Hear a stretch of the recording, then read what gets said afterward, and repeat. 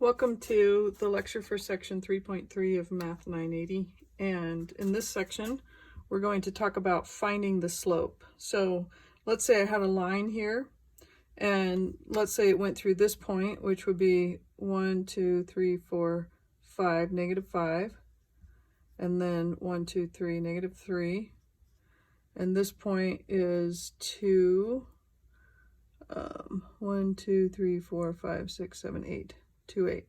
So if I wanted to find the slope of that line, if it's on the graph already, you can actually just do a rise over run. So you're going to see how high up you have to go to get to that line, and then how far you're going to run.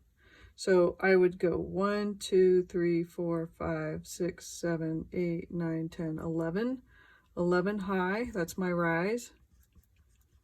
And then 1, 2, 3, 4, 5, 6, 7 is my run. Now my rise is positive. Had I had to go down, it would have been a negative. And then I moved to the right, which is positive. If I had gone to the left, that would have been negative. So my slope, which we use m to denote slope, is 11 over 7. So that's not too bad. If we have a nice picture, we can just do the counting. The rise, how far did I have to go up or down, and then the run, how far did I have to go left or right. But if we hadn't had the picture and someone just said, well, can you find the slope between these 2 points? So those 2 points, and you did not see the picture, then you could use the formula slope equals the rise, so it's a difference in the y's over the difference in the x's, so the rise over the run. In other words, and this looks kind of weird, right? You have these y sub 2, y sub 1, x sub 2, x sub 1.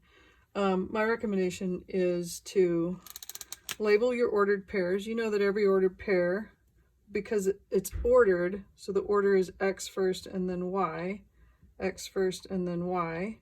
If I call this my first point, those would be 1s. If this is my second point, those would be 2s. And then you're going to substitute those in there. So y sub 2 is -3.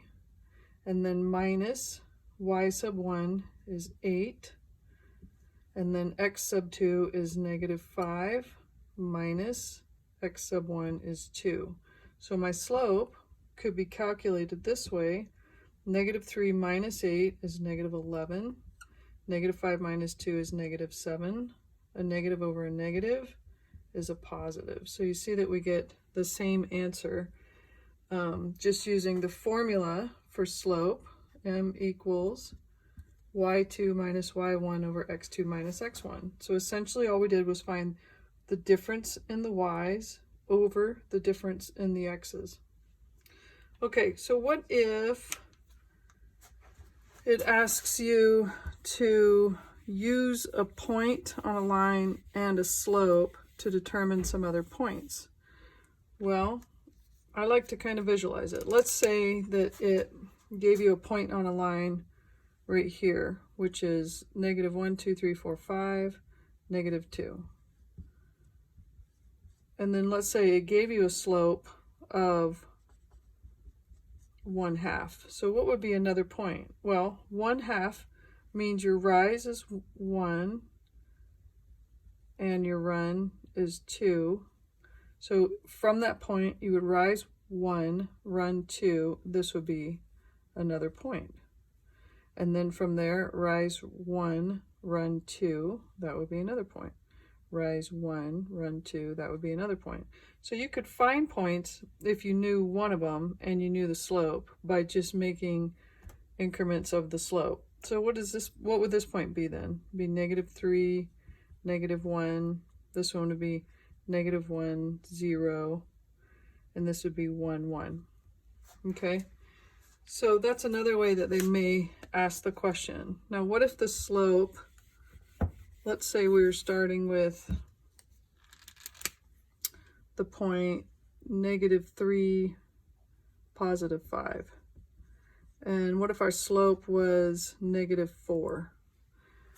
Well, you know, we keep talking about rise over run, and this doesn't have a something over something, but you can make it over 1 because that's the same value. So you can turn it into a fraction representation, and then this would be your rise, this would be your run. Now notice your rise is -4. So from this point, then you would go down 4 and then to the right 1. Your 1 is positive. Your rise, your 4 is negative. If you did them both negative, then a negative over negative is a positive. So it's either one or the other, okay? And then from here I could go down 4 again and 1 to the right. So 2 more points on this line would be, this is -2, 1. This is -1, -3. Okay, so we're still talking about lines and we're talking about slopes. Let's talk really quickly about what kinds of slopes you can have. So you can have what we call a positive slope, and that means that it's moving up as you go from left to right. This is positive. You could have a negative slope, means as you're going from left to right, it's going down. So this is negative. Okay, but what else can you have? There are two other options. You can have what's called a zero slope. Zero slope means that it's exactly horizontal. So this is zero slope. Let's talk about why it would be a zero slope. Here's a point on this line. That's the point -3, +4. And here's a point on this line. That's the point 1, 2, 3, 4, 5, 6, 7, 4. Let's see what happens when we plug it into our formula here. So I have -3, 4, and I have 7, 4. X, Y, X, Y, first point, second point. So I would go y2, which is 4, minus y1, which is 4, over 7 minus -3. 4 minus 4 is 0. 7 minus a negative is plus. 3 is 10. But 0 divided by anything is 0. And this is why we get a zero slope when we have a horizontal line. So they may refer to it as a zero slope. They may refer to it as horizontal. And you should be able to know that those are interchangeable. So what's the other option? Well, we could have a vertical line. A vertical line is what we call no slope, or undefined slope. And here's why. Here's a point. Where are we? 1, 2, 3, 4, 5, 6, 7, 8, 9, 10, 11. -11, 3. And let's say here, -11, -1. Let's run this through our formula and see what happens. So I have the point -11, 3, -11, -1. X, Y, X, Y, first point, second point. Y2 minus Y1 would be -1 minus 3 over X2 is -11 minus X1 is -11. A negative and a negative is a positive. So -11 plus 11 will give me 0 in the denominator. And what happens if we try to divide by 0? That is undefined. We do not know how to define dividing something by 0.